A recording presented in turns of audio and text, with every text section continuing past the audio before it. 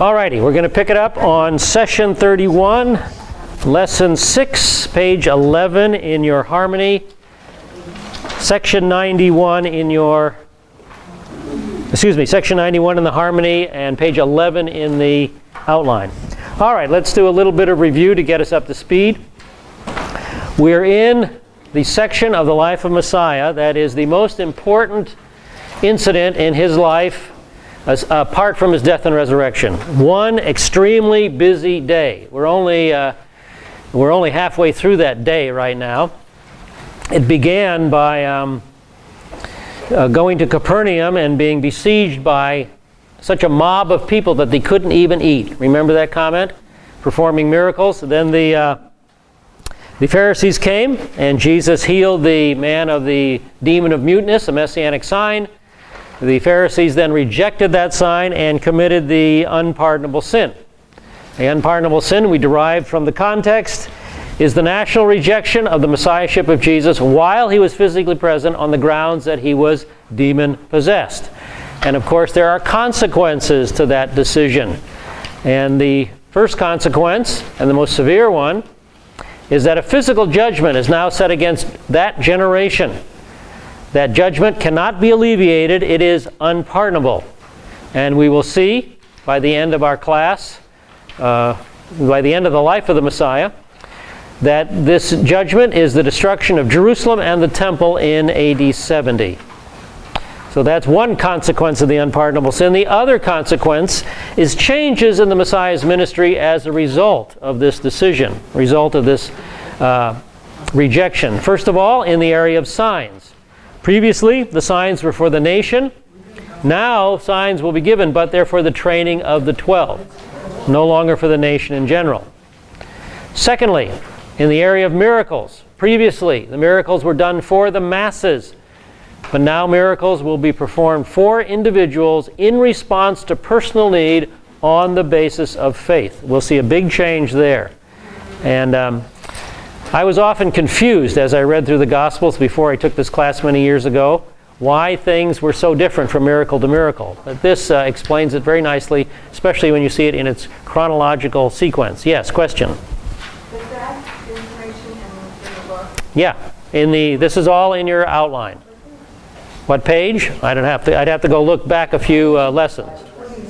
520. Who's got that? Page 4, lesson 6. Page 4, lesson 6. Okay. All right. In the area of message, previously he was proclaiming that he's the Messiah and he's offering to Israel the kingdom, but now the proclamation and offer to the nation pauses. And finally, in teaching method, previously he taught in clear propositional truth, for example, the Sermon on the Mount. Now he teaches in parables. So we began to march through those parables, and last week we began to look at them. We began with the parable of the soils. A sower went out to sow, and his seed fell on, the gospel seed fell on 4 types of soil. First of all, the hard hearts, the hard soil, the people who are not interested in the gospel and just ignore it. Secondly, the shallow soil, the people that had an initial interest, but they're scandalized, offended by the gospel seed when they learn what it is. Thirdly, the soil full of weeds. Again, people interested, they don't get offended, but the cares and distractions of the world overpower the seed, and it is choked off and it does not bear fruit. And then the final type of soil, those people who are interested, they are not scandalized by the gospel. They do not allow the cares and distractions of the world to overpower them, and they bear fruit, 30, 60, or 100-fold. So that was the first parable. Then came the parable of the seed's spontaneous growth. And just as a seed grows in good soil, so the gospel seed will sprout in good soil. And mankind has nothing to do with it. We plant a seed, we leave it alone, it grows. And God does that with his gospel seed as well. Thirdly, we came to the parable of the tares. Along with the sowing of the good seed, there will be a false counter sowing. And the two plants that are sown in the same field will grow together until the harvest. And in the harvest time, the difference between the two seeds will be readily apparent because of the fruit or lack of fruit that each plant produces. And here you see a wheat field, and the wheat, the good seed, bowed over, heavily burdened down by their fruit, and the weeds standing up straight and tall, easily identified. And here's another close-up of a wheat field in that same condition, with the wheat heavily burdened down by their load of fruit. Then came the parable of the mustard tree, the mustard seed, one of the smallest of seeds, tiny little thing, but it can grow to huge outer proportions, and birds can rest in its branches. Then we came to the parable of the leavened loaf. A woman needed leaven into 3 measures of meal. Then the parable of the hid treasure. A man found treasure hidden in a field, and we examined that idea, and we learned that the treasure hidden in the field is a symbol of Israel. Israel is God's special treasure. And then we looked at the pearl of great price, and we concluded that the pearl represents the Gentiles. Gentiles will enter the kingdom as well. And I concluded with the application that each one of us, Jew and Gentile alike, are a precious jewel in God's treasure chest. No second-class citizens in the kingdom. Just like that trove of treasure that was found in Megiddo. Each one of us is a valuable, valuable jewel in God's treasure chest. So don't think of yourself as anything less than that. Alrighty, that brings us then to section 91. And we're at the bottom of page 11, lesson 6 in your outline. And section 91 is toward the bottom of page 86 in your harmony. Now Matthew covers this. So let's read Matthew chapter 13, verses 47 through 50. Everybody get there okay? All right, verses 47 through 50. Again, the kingdom of heaven is like a dragnet cast into the sea, and gathering fish of every kind. And when it was filled, they drew it up on the beach. And they sat down and gathered the good fish into containers, but the bad they threw away. So it will be at the end of the age. The angels will come forth and take out the wicked from among the righteous, and will cast them into the furnace of fire. There will be weeping and gnashing of teeth. So here we come to the parable of the dragnet. Here is a dragnet being utilized at the Sea of Galilee. A dragnet is a unique type of fishing technique. The top of the net is floated, has floats on it, so it floats on the top of the water. But the bottom of the net is weighted, so it sinks to the bottom. So the net is extended out from the shore and then drawn in, gathering the fish inside. As of course the weighted bottom runs along the ground and the fish are forced toward the shore. Here's another view of a modern and much smaller dragnet. This one happens to be salmon fishing in England. But the idea, the technique is exactly the same. The fish are caught in the net. All right, that's the way a dragnet works. But the point here is that the end of the age will be characterized by the judgment of the Gentiles. The end of the age will end with the judgment of the Gentiles. We'll look at that much closer, or in much more detail when we get to the end of the Messiah's ministry and the Olivet Discourse.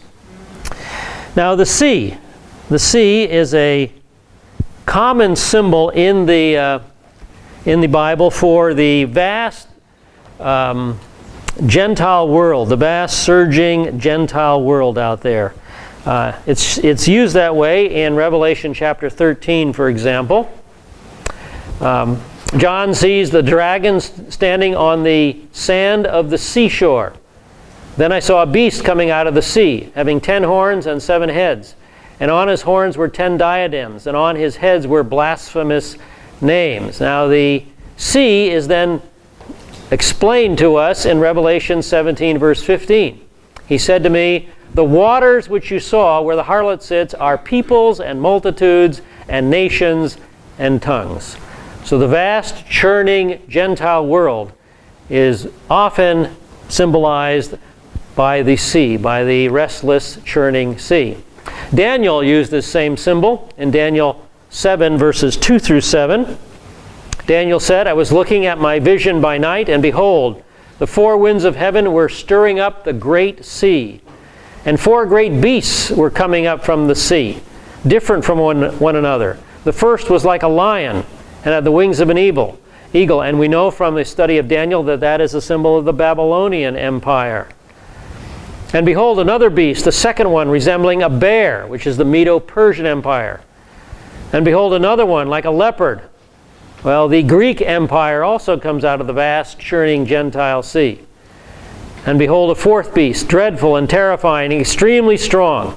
The final beast, the final empire, is the Roman Empire, again, coming out of the vast sea of humanity. And Isaiah also picks this symbol up in Isaiah 57:20. He says, the wicked are like the tossing sea, for it cannot be quiet. Its waters toss up refuse and mud. So again, next time you go down to the beach and look out at the Pacific, keep this in mind. That vast Pacific Ocean that you see with the waves churning and moving and tossing up the mud, a picture of the vast, unsaved Gentile world of humanity. All right. So that's a standard, kind of pretty standard symbol in the Bible. So at the judgment of the Gentiles at the end of the age, the righteous Gentiles will enter the kingdom of heaven, and the unrighteous Gentiles will be excluded from the kingdom of heaven. So that is the parable of the dragnet. All right, let's move to the next page in your outline, page 12 and section 92. Yes. I have a question about that,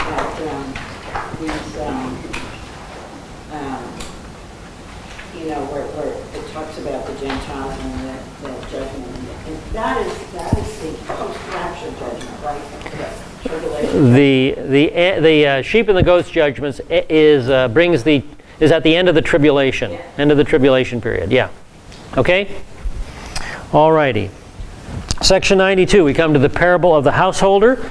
Again, Matthew covers this in just 2 verses. Bottom of page 86, section 92. Jesus speaks. Have you understood all these things? They said to him, yes. And he said to them, therefore every scribe who has become a disciple of the kingdom of heaven is like a head of a household who brings forth out of his treasure things new and old. So this is a summary parable, and the point is on your outline. Some aspects of the mystery kingdom are similar to previous forms of the kingdom, and some aspects of the mystery kingdom are brand new. And then you have a chart on page 12 that puts all these parables together, I think, in one coherent whole. So let's work through that chart a step at a time. First of all, the aspect that's covered, the aspect of the kingdom, is the mystery form of the kingdom, a form of the kingdom that had not been revealed previously, but Jesus reveals it at this time to his disciples. The time frame for the mystery form of the kingdom, the current age between the first and second coming. So we are in the mystery form of the kingdom right now. The theme of the parables is the course of the kingdom during the current age. This is what the kingdom will look like when the king is absent. He's ruling in the hearts of his subjects, but he is absent, and things will change when he returns. But this is what we are to expect during the mystery form of the kingdom. So we start with the parable of the sower, and the characteristic: the age is characterized by the sowing of the gospel seed, but limited response. So evangelism is a very important part of the mystery form of the kingdom. Secondly, we come to the seed growing of itself.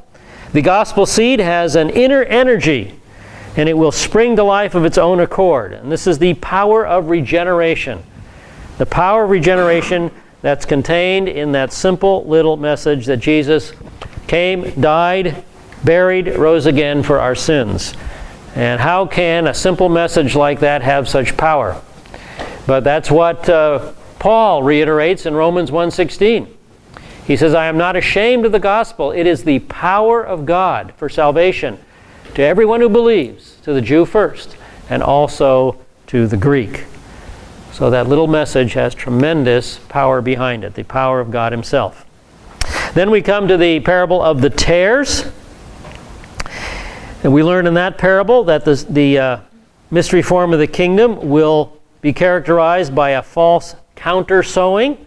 So there'll be opposition to the gospel seed. An enemy sows a false gospel, opposition. The fourth parable, the mustard seed. The kingdom will grow to huge outer proportions and experience direct attack by Satan's agents. So the kingdom, which starts very small, Jesus and 12 men, pretty small beginning, right? Pretty small seed, will grow huge, but there will be attacks by Satan's agents. So there'll be growth and persecution will be part of this kingdom age. Then the parable of the leaven. There will be inward doctrinal error in the kingdom. Error and disunity will also be part of this kingdom age. Now notice those are the public parables, uttered to the public but not explained to the public. They're explained privately to the disciples, and then he launches into 4 more parables that are shared privately with the disciples, again to teach them and to prepare them for the ministry that they are going to have when he leaves. So parable number 6, the hidden treasure, speaking of Israel. Nevertheless, in spite of the opposition, in spite of the persecution, in spite of the error, in spite of the disunity, Jewish people will be saved and enter the kingdom. Then the pearl, speaking of the Gentiles. Again, nevertheless, in spite of the opposition, in spite of the persecution, in spite of the error, in spite of the disunity, Gentiles will come into the kingdom as well. And you know, you guys, we see this all the time out at UCI. In spite of the atheism that's out there, in spite of the indifference that's out there, you know, 90% of those students just walk on by. In spite of the opposition, we get people out there that criticize us. In spite of all that, we still see students come to faith out at UCI. That's just the world we live in, right? Exactly what we see. Of course, right. You get an A. Yeah. Clay's is out there. Cindy's out there. Anyone else out there in the class? No. We've seen that. We've seen that. In spite of all this, the gospel seed will bear fruit and Jew and Gentile will be saved. The 8th parable, the net. The age will end with the judgment of the Gentiles, unrighteous Gentiles excluded and the righteous Gentiles taken in, and that's the conclusion of the age. And then the householder, the summary. Some aspects of the mystery kingdom are old and some are new. And if we recall that Israel is the treasure under the comments column, we see that old and new revelation came out of Israel. The old is the Tanakh, the Hebrew Scriptures, the Old Testament. The new, of course, is the Brit Chadashah, the New Covenant, the New Testament, whatever you'd like to call it. And why? Why did this old and new come out of Israel? Well, that's covered by Paul in Romans chapter 3, verses 1 and 2. Paul answers the question, what then is the advantage, what advantage has the Jew, or what is the benefit of circumcision? You know, many a Jewish person has asked that question. I always think of Reb Tevye in Fiddler on the Roof. God, next time you choose somebody else, right? But Paul disagrees with that. He says the benefit and the advantage is great in every respect. First of all, they were entrusted with the oracles of God. One of the jobs we were given to do was to write down God's revelation and preserve it. And we have done that. And the Dead Sea Scrolls are an example of that. How we have preserved the oracles of God. Alrighty. So the thing that's encouraging to me is that God has laid it all out for us, right? As we look around the world today, what do we see? We see exactly what these parables teach. These exact characteristics mark the world we live in. So when I first went through these parables as a unit, not broken apart, out of context, individually interpreted in a million different ways, but as a unit, I was greatly encouraged and greatly comforted because what do I see? Jesus knew all about where I'm living, what I'm going through right now, and warned me about it. And that tells me that everything's under control. Not to worry. Everything is moving right down God's track. Yes? How do you get the timeline of all this being in one day? We'll get to that in just a second. We're getting there, okay? Alrighty, that's section 92. Let's turn over then to section 93, page 13 of your outline. And now we come to the departure across the sea and the calming of the storm. And that's on page 87 of your harmony, covered by Matthew, Mark, and Luke. And we will start in the Mark account, the middle column. Now we're going to see, as it says on the top of your outline, we're going to get a glimpse at Yeshua's power over nature in this incident. And it's going to be one of the new miracles that follow the rejection of his Messiahship. But again, this miracle is not for the nation, it is for the disciples. Remember, the nation has reached its decision regarding him. So let's start with the Mark account, chapter 4, verse 35. Middle column, first verse at the top of the page.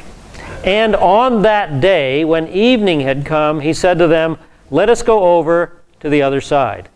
So this is a very long, exhausting day for Yeshua. The rejection of his Messiahship came. Then we learned that he went into the house on the same day and began teaching the parables. We learned that last week. And now the day is coming to an end. Evening has come. The sun is lowering over the hills of Galilee, and he wants to get into a boat and go down across the Sea of Galilee. Okay, does that answer your question? We've had these time indicators, and this is the next one. Okay? So this is the same day. It's in the evening. It's the same day as his rejection. It's the same day that the parables were taught.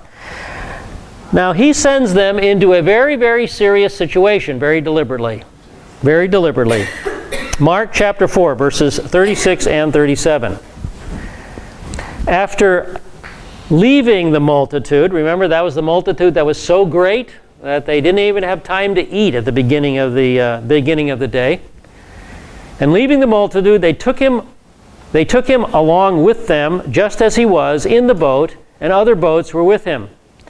And there arose a fierce gale of wind, and the waves were breaking over the boat so much that the boat was already filling up. So again, a very, very serious situation. The lake that was calm at the beginning of the journey suddenly is extremely tempestuous, stirred up by this wind. And you know, this can happen in just minutes on the Sea of Galilee, because the Sea of Galilee is ideally positioned for this kind of an event. Now on the map here you see it sitting 600 feet below sea level, and it being lower than sea level, it's usually quite warm down there, and so the air is heated up and is rising, and that leaves a vacuum, right? And nature loves to fill a vacuum, and so the cold Mediterranean air will sweep down into the Sea of Galilee, and it's funneled in by three perfectly positioned valleys. We have the valley of Bet HaKerim, and again it funnels this cold Mediterranean air down to the Sea of Galilee. South of that is the valley of Bet Netufah. Again, an east-west valley that is a perfect vehicle for these cold airs to come down to the Sea of Galilee. Then the Turan Valley, same phenomena.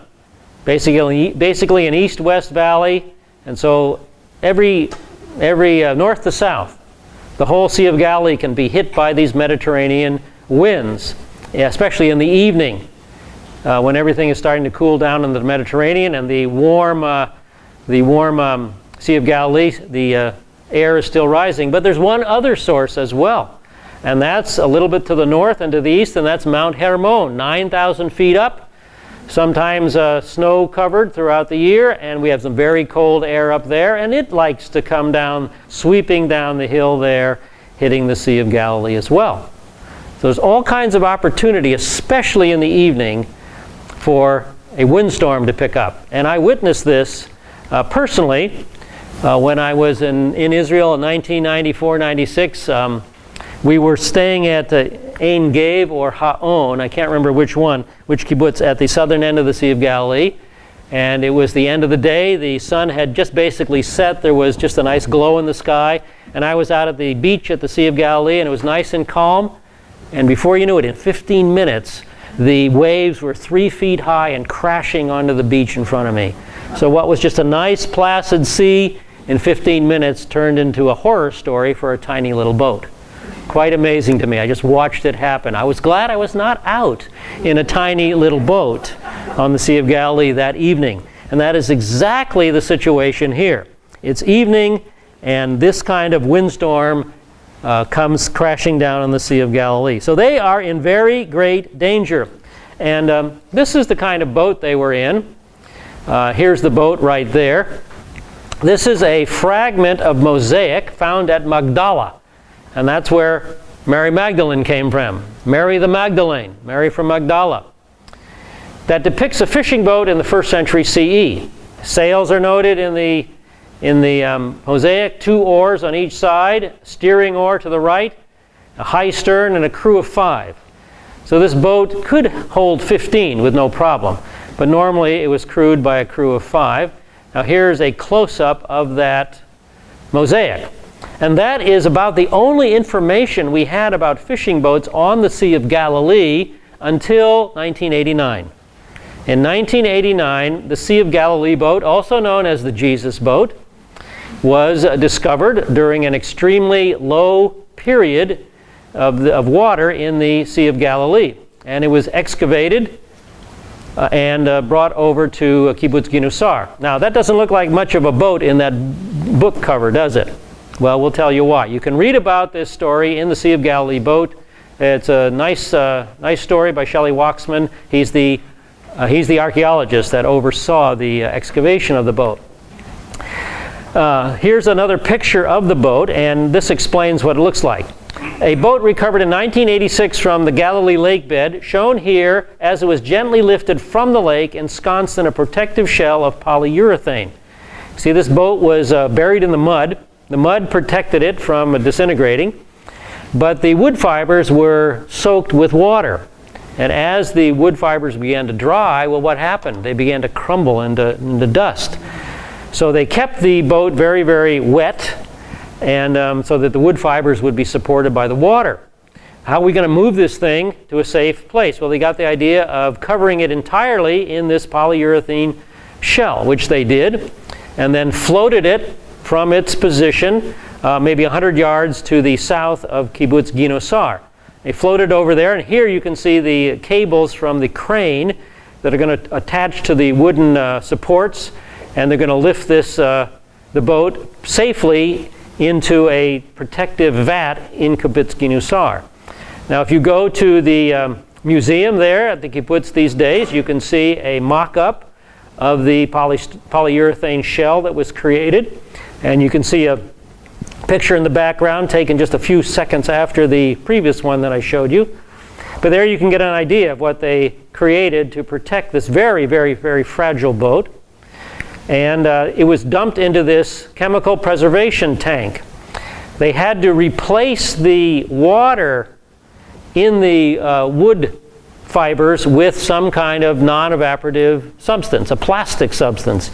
So they dumped it into this water, and they slowly increased the percentage of chemistry in that water over the years. I think it was a 10-year immersion period. I think it was about 10 years. And eventually the chemistry in the water, the plastic in the water, pushed out the water molecules and stayed in place and dried and supported the, I don't know how else to explain it, supported the wood fibers with plastic rather than water, which would dry out. And once that preservation period was over, you can now take a look at the boat in the Galilee Boat Museum at Kibbutz Ginosar. And there it is in all its glory. Now, for those of you who have not been to Israel, that may be a very ho-hum picture. That may be very kind of a drab picture. What's the big deal about that hulk there? Well, go to that museum when you go to Israel, stand 2 feet away from that thing, and realize that men 2,000 years ago had built that thing and used that thing on a daily basis, and a funny feeling comes over you. That boat is, that display is much more impressive in life than I can picture it here on this photograph. So reserve your judgment till you get there and stand in front of that amazing boat. It's about 23 feet long. What's left of it is about 23 feet long. Now, there is no association of this boat with Jesus. Absolutely none, even though it got the name the Jesus boat. But it is from the period. And you know what? I've often thought somebody should write a screenplay built around the boat. Starting from the history of when it was built, how it was used by fishermen, put Jesus into it, have him use it, and then finish up with the war against the Romans on the Sea of Galilee in 70 AD, and you'd have a fascinating movie, I think. Okay? Yeah. Question? Do you know if there are any metal fasteners like nails? Yes, there are nails. Are they metal or not? I know there's wooden plugs. I'd have to go look at the book again to remember exactly how it was constructed. There are wooden plugs. I'm not sure there are nails. Now, you have this drawing on the next page of your outline. Page 14 comes from the book, and a photograph of the boat itself. Here is a model in the museum of the boat at its height. That's the way it looked when it was brand new, and quite a neat little fishing boat. Alrighty, now I'm going to go into your break a little bit, but let's finish up section 93 here. So that's the kind of boat they were in. Now, what's the purpose of sending them out into this dangerous situation? Well, Jesus has a purpose for them, and that purpose is to teach them to depend on him. Let's pick it up on verses 38 through 40. Mark chapter 4, verses 38 through 40. And he himself was in the stern, asleep on the cushion. And they woke him and said to him, "Teacher, do you not care that we are perishing?" And being aroused, he rebuked the wind, and he said to the sea, "Hush, be still." And the wind died. The wind died down, and it became perfectly calm. And he said to them, "Why are you so timid? How is it that you have no faith?" Well, first of all, he's sleeping in the stern. That would indicate that Jesus was absolutely exhausted. Because here he's in this boat that's going right, left, up and down, jerking all over the place, and he's asleep. He's able to sleep. That means the activities of the day have just worn him out. Excuse me? He might have had a cushion. It doesn't say there necessarily. It said he had a pillow, but... So he is so sound asleep that he has to get awakened. So he's had a long day. He's been working overtime. He's exhausted. Now, they plead with him, and he says he rebukes the winds. And the Greek word used there is the word for muzzled. He muzzled the winds. So the picture here is that the wind is like a wild animal attacking the boat. And he puts a muzzle over the snout, and it's rendered harmless. Then note, he describes them as timid.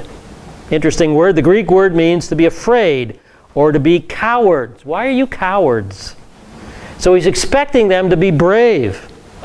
He's expecting them to be even braver than they already are through faith in God. You see, these guys, some of these guys are seasoned, brave fishermen. This is not the first time they've been in something like this. It's not their first barbecue. You're right. In this case, it's a sailing ship. Okay? So he wants them to move beyond what they're normally able to do. So the lesson is, don't depend on your human courage, Exceed your human courage through faith in me. He's calling us to have great courage, and you know that is a common exhortation in the Bible. For example, when we're ready, here's a slide I forgot to show you. Here's a close-up of the back of the boat where he's sleeping. There's that little platform. So he's sleeping somewhere back there.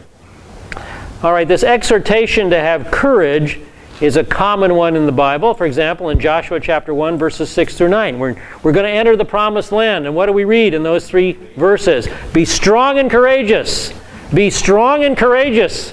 Be strong and courageous. Do not tremble or be dismayed. For the Lord your God is with you wherever you go. And you know, we have storms come into our lives like this, don't we?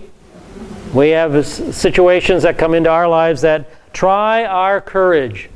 But you know, we can go beyond what we're humanly able to do. We place our trust in our God who is with us, who will always be with us, okay? Just like the disciples.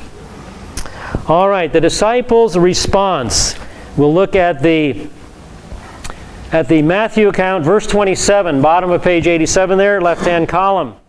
And the men marveled, saying, "What kind of man is this, that even the winds and the sea obey him?"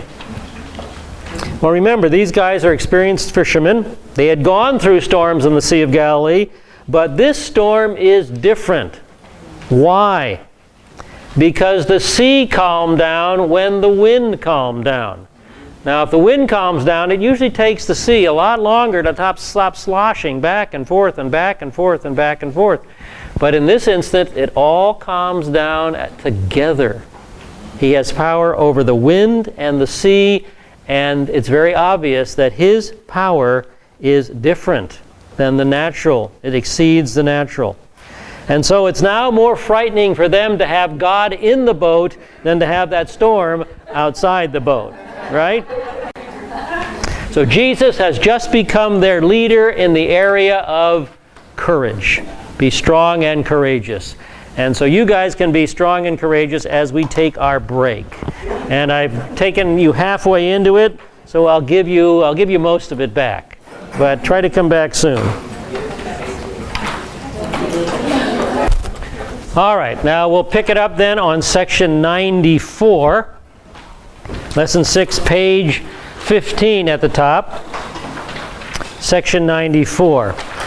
So we just finished up section 93, where Jesus is challenging his disciples to be strong and courageous. Why are you so timid? Well, they're going to need courage to face this next incident. The healing of the Gerasene demoniac and resultant opposition. Now, we've seen Yeshua's power over nature in the previous section. Now we're going to see his power over the spiritual world, his power over demons. And in this section, we get the first detailed description of a demonized state. Up till now, the Gospels have only said that the person had a demon, something like that. Now we get a look at what it actually looks like. We see what it actually looks like. So let's begin with the description in Mark chapter 5, verses 1 through 5. Section 94 is on page 88.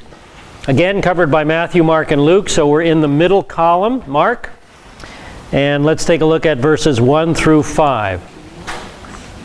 And they came to the other side of the sea, into the country of the Gerasenes. And when he had come out of the boat, immediately a man from the tombs with an unclean spirit met him. And he had his dwelling among the tombs, and no one was able to bind him anymore, even with a chain, because he had often been bound with shackles and chains, and the chains had been torn apart by him, and the shackles broken in pieces, and no one was strong enough to subdue him. And constantly, night and day, among the tombs and in the mountains, he was crying out and gashing himself with stones. Now, I would definitely be afraid of this guy. I don't know about you guys. Where's my courage? I'd stay in the boat. I'd stay in the boat. All right, now, this is the first detailed description of a demonized state. Why now? Why do we get this description now? It lies in the fact that the one who was accused of being demonized, Jesus was accused of being demonized. That's the basis for his rejection. The one who was accused of being demonized is now face to face with one in an extreme case of being demonized. First of all, we see that the Messiah is binding the Lord of the false kingdom. This shows that he has power over Satan, not the other way around. If the accusation had been true, if Yeshua had been demonized by Beelzebub, the prince of demons, Yeshua would have behaved like this man. That's the way Yeshua would have been behaving. But he's not. He is going to exert his power over the demon world. Okay, the location. This takes place in Gadara, which is a region on the eastern side of the Sea of Galilee, and Gergesa is a city within that region. And we really have no idea where this incident took place. There are 4 suggested locations. 3 are prominent. 1 is really quite minor. On the top of this map, you see Capernaum, where they started out. That's where the multitudes pressed around them so much they couldn't even eat. That's where the rejection of his Messiahship took place. That's where the teaching in parables took place. Now the day has come to a close, and they are going to leave from Capernaum. Now they're going to head down to the region of Gadara. That's down here in the south, to the southern eastern side of the Sea of Galilee. Now, one prominent location for this incident is called Kursi. Although I don't think it's the best location, because it is actually located in Hippus. It's not located in Gadara. So it's not really in the right location, but it is the traditional location for the miracle. And when you go to Kursi, you can visit this Byzantine-era church. The remains of this church was set up to mark the location of the miracle. Now you can see it's made out of black basalt, like so many of the buildings in that area, because black basalt is such a common stone there, volcanic rock. So this is one location. There's also a harbor there at Kursi, and you can see from this picture that the land does slope down to the Sea of Galilee, which will fit the incident correctly. And here's another view of the landscape at Kursi. Again, the landscape swooping down to the Sea of Galilee, which fits into the incident. So Kursi, that's one of the locations that is prominent. Another location is thought to be Hippus, to the south of Kursi. This is Hippus. You can see it very, very distinctly from the Sea of Galilee, this flat top hill, also called Susita today. Here our boat is approaching Ein Gev, Kibbutz Ein Gev in the foreground. And from Kibbutz Ein Gev, here's a little bit of a close-up of Hippus or Susita. And yes, again, the land does descend to the Sea of Galilee, so it is possible that this fits the incident as well. But again, I don't think it's the best location. So Kursi and Hippus are 2 prominent locations.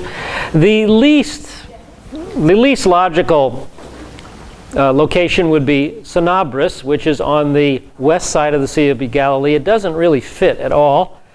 I don't know why it's considered a location, but it is considered a possible location. Now, the best possible location, I think, for this incident is Es Samra, located here at the southern end of the Sea of Galilee. That seems to be the best location to me of the 3 prominent ones. Now, I believe you have this map in your outline on page 16. This map comes from Mendel Nun's book, The Sea of Galilee. He was a archaeologist who excavated all of the harbors around the Sea of Galilee. And here to the south, you see the harbor of Gadara. Now, here's a close-up of the southern end of the Sea of Galilee. And again, here is the harbor of Gadara. Now, Gadara was not located on the Sea of Galilee, but this harbor apparently supported the city. And you can see on the right-hand side there's a hill, a slope located in that area. And it's right where Kibbutz Ha'on is located today. So I think this is probably the best area for this incident to take place. So the southern end of the Sea of Galilee, it is located in the correct region. It is associated with the correct city, and the topography seems proper as well. So they leave from Capernaum. Jesus is dog-tired. He's asleep on the back of the boat, and this windstorm comes up, jostles them around, scares them to death, and Jesus calms the wind. That's exactly what happened. That's just PowerPoint animation, you guys. That's all it is. Same boat, of course, that we saw in the previous slides, the Jesus boat. Jesus calms the storm, and they continue to the south down to a Samra. So it's a good little journey by boat down to this location. Would that be? Oh, how long is that? I don't remember right now exactly how long that is. Alrighty. Have you been here? To a Samra. I was at Kibbutz Ha'on, yes, many years ago. And the road goes right through that territory as you go around the lake. So you go right by it. It's not a primary location. Most everybody goes up to Kersey, because that's a traditional location. We went to Kersey, didn't we? Oh yeah, we went to Kersey, yeah. All right. Now the important thing to note is back on page 15, the last comment, that this is Gentile territory. This is Gentile territory. Very, very few Jewish people lived here. This is the Decapolis, a confederation of 10 Gentile cities in this area. So keep that in mind. Question? For the first verse, it says the country of Kedusera. Where is that country in this map? It isn't shown on that map. I'll show you. You will have a map on the next page that shows Gergesa, where it's located in the Decapolis. Okay, it's not the biggest map in the world, but it is there on the next page. Alrighty, now turning to page 17. The demoniac immediately recognizes Jesus. So we get a look at demonic knowledge as we look at Matthew 8:29. So Matthew 8:29, the Matthew account is the left-hand column, bottom of page 88, verse 29. And behold, they cried out, saying, "What have we to do with you, Son of God? Have you come here to torment us before the time?" Now, did you notice that the Mark and the Luke account speak of one demoniac, but Matthew speaks of two? And the explanation is at the bottom of the page. See the footnote at the bottom of the page? Apparently there were two demon-possessed men, but Mark and Luke single out the one who was the leader, or maybe it might be better to say the one who had the conversation with Jesus. That apparently is the focus and the difference between the two of them. All right, so we learn what demons know at this point. First of all, demons know who Jesus is. They immediately recognize him as the Son of God. And secondly, they know their own doom. They know that they will spend an eternity in torment. See, there's no salvation for angels, you guys. There's no salvation for fallen angels. Only for men. Only for mankind. So these guys are destined for an eternity in torment. Now, Jesus uses the Jewish method of exorcism at this particular time. Remember, the Jewish method was to learn the name of the demon and therefore have authority over it and then cast it out. Mark 5:9. The Mark account, we're on page 89, middle column, verse 9 in the middle column. And he was asking him, "What is your name?" And he said to him, "My name is Legion, for we are many." Now, a Roman legion, this guy names himself after a Roman legion. A Roman legion consisted of between 3,000 and 6,000 soldiers.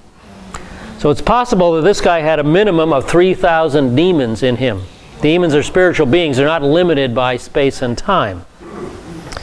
So whether he had 3,000 in him or 6,000 in him or it's just a round number, the point is the same. He is extremely demonized. He is in a severe case. How do you really know that legion for this particular person means that it was that? I mean, Well, it says so in the text. He says so in the text. My name is Legion, for we are many. oh yeah, we are. Okay, so it's the text that gives us that. All right, now let's turn to look at the highlight of the abyss in the middle of page 17. And let's pick it up on the Luke account, verse 31. So just drop over to the right to the Luke account and pick up verse 31. And they were entreating him not to command them to depart into the abyss. Now, what is the abyss? The abyss is a temporary place of confinement for fallen angels. For example, we see that in Revelation chapter 20, verses 1 through 3. John says, "Then I saw an angel coming down from heaven, holding the key of the abyss and a great chain in his hand. And he laid hold of the dragon, the serpent of old, who is the devil and Satan, and bound him for 1,000 years. And he threw him into the abyss, and shut it and sealed it over him, so that he would not deceive the nations any longer, until the 1,000 years were completed. After these things he must be released for a short time." So again, a place of confinement for demons. Some are there now and will be released later during the tribulation period.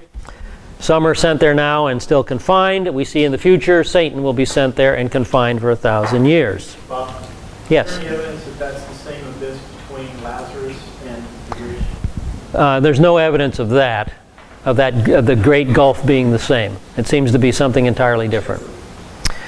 All right, now these demons asked to be sent into a herd of swine, and we'll learn that there were 2,000 swine, 2,000 pigs in part of that herd. So it was quite a large herd.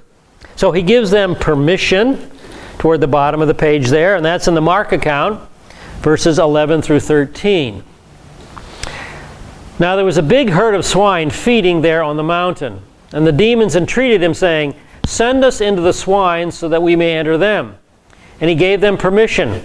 And coming out, the unclean spirits entered the swine, and the herd rushed down the steep bank into the sea, about 2,000 of them, and they were drowned in the sea. So permission is granted. So who's in charge here? Jesus is in charge here, right. He is in charge of the demons, not the reverse. Yes, Bonnie. I always wondered why they wanted to go into the pigs, but it just occurred to me that they were probably asking to go there instead of into the abyss. Well, that's exactly it. Yeah, they prefer to be in the pigs rather than to be in torment. Yeah. It's the lesser of two evils. So Jesus grants permission, and showing that he's dominating the powers of hell. They do not dominate him. So they enter the pigs, and what do the pigs do? The pigs commit mass suicide by running down the slope into the lake. So, Since Roger missed it, that's the first case of devil hand.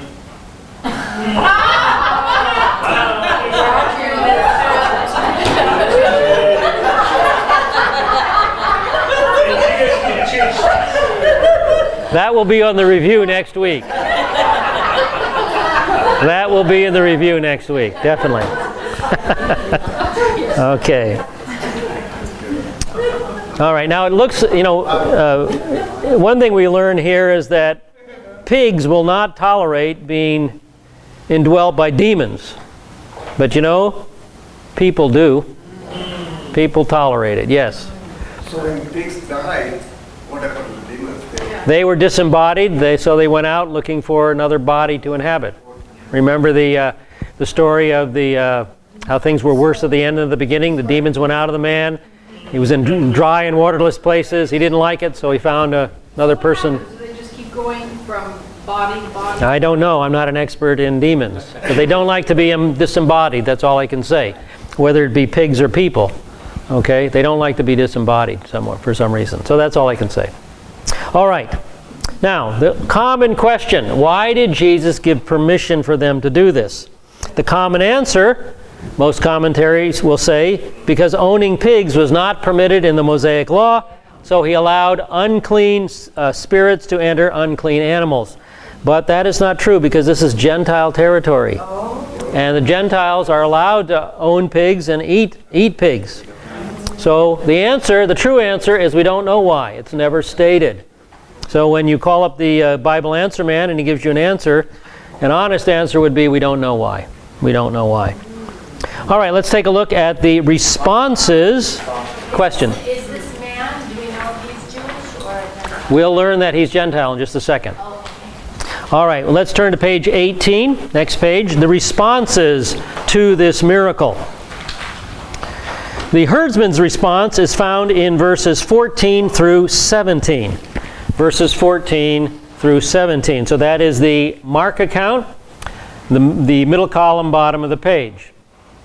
And their herdsmen ran away and reported it in the city and out in the country. And the people came to see what it was that had happened. And they came to Jesus and observed the man who had been demon-possessed sitting down, clothed and in his right mind, the very man who had the legion. And they became frightened. And those who had seen it described to them how it had happened to the demon-possessed man and all about the swine. And they began to entreat him to depart from their region. So the pig owners, the herdsmen, report the event to the surrounding region. And the inhabitants of the surrounding region are struck with fear, and they ask Jesus to leave. They really reject him. They're not responding properly to the miracle. Now, the demonized man's response is very different in verses 18 through 20. And as he was getting into the boat, the man who had been demon-possessed was entreating him that he might accompany him. And he did not let him, but he said to him, "Go home to your people and report to them what great things the Lord has done for you and how he had mercy on you." And he went away and began to proclaim in Decapolis what great things Jesus had done for him, and everyone marveled. So this man is asking to become a disciple, and Jesus says no. Why does he say no to this man's desire to become a disciple? Well, because this man is a Gentile. And at this point in his ministry, the way is not yet open to Gentiles. Jesus has come for the lost sheep of the house of Israel. So rather than becoming a disciple of Jesus at this point, he's given a different job. He's told to become a witness about Jesus. Now, the policy of silence about his Messiahship, he's going to stop proclaiming his Messiahship to Israel. The policy of silence applies only to the Jewish community because of our rejection of his Messiahship. It doesn't apply to the Gentiles. So he can't become a disciple, but he can become a witness. And again, this map is in the middle of page 18. And this is the Decapolis right here. And on your map, and on this map, you can see Gadara. This is the city that is supported by the harbor over here. Gadara was a distance from the Sea of Galilee in the region in that region. But this is the Decapolis. It is a confederation of 10 Greek cities. Deca, 10 polis cities. Literally, the Greek there is 10 cities. Decapolis. Okay? And we will see the results of this man's ministry later. So he leaves the area of the Sea of Galilee and he goes into this region preaching Jesus. And again, we will see the results of his ministry later on. So he's hogging all the attention. So he's hogging all the attention, says Roger. All right. He rose to the occasion. Right. Question. So he was not allowed to become a disciple of Jesus At this moment. at this moment. Yes. Yes. So that's what we'll learn later on. Yeah, down the road, when the gospel is now free to go to the Gentiles, then he will become a disciple of Jesus directly, yes. Or I should say of the church, He probably won't. He probably won't see Jesus directly after the resurrection, but he will become. Yeah, he'll be in the church. He'll be a disciple. Yes. So then, Bob, the demons could possess anyone. Why this man? Why did they pick on him with so many? Well, I mean, it's not really fair. Well, we can't answer that question. We don't know what opened this man up to demonism. It appears that unrighteous behavior opens you up to that. So, it's just not something that happens to everybody, because if it was, we'd all be in deep trouble. But he was so grateful, so that means in his right mind he wouldn't want this. Well, he's grateful because he's just come through a horrible experience.